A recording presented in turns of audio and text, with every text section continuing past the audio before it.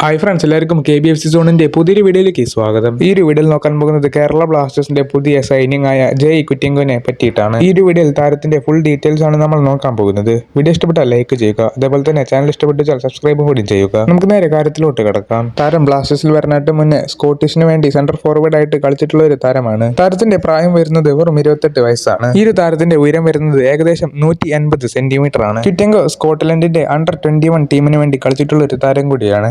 മാത്രമല്ല, ഈ ഒരു താരത്തിന്റെ മെയിൻ വിങ് എന്ന് പറയുന്നത് സെന്റർ ഫോർവേഡ് ആണ്. താരത്തിന്റെ ഏറ്റവും കൂടുതൽ എടുത്തു പറയേണ്ട ഒരു സ്കില്ലാണ് ആക്സലറേഷൻ. താരത്തിന്റെ മെയിൻ സ്കിൽ എന്ന് പറയുന്നത് ആക്സലറേഷനും അതേപോലെ തന്നെ ഫിനിഷിംഗുമാണ്. താരത്തിന്റെ ഫിനിഷിംഗും ആക്സലറേഷനും ഒരു മാരകം തന്നെയാണ്. അതേപോലെ തന്നെ താരം അത്യാവശ്യം നന്നായിട്ട് ഫിസിക് വെച്ച് കളിക്കുന്ന ഒരു താരം കൂടിയാണ്. സത്യം പറഞ്ഞാൽ ഒരു കെവിൻ യോക്കിന്റെ ഒക്കെ പോലെ കളിക്കുന്ന ഒരു താരം കൂടിയാണ്. അതേപോലെ തന്നെ താരത്തിന്റെ നെഗറ്റീവ് സൈഡ് എടുത്ത് നോക്കുകയാണെന്നുണ്ടെങ്കിൽ താരം കുറച്ച് സെൽഫിഷ് ആണ്. താരത്തിന് പാസ് കൊടുക്കാൻ വളരെയധികം മടിയാണ്.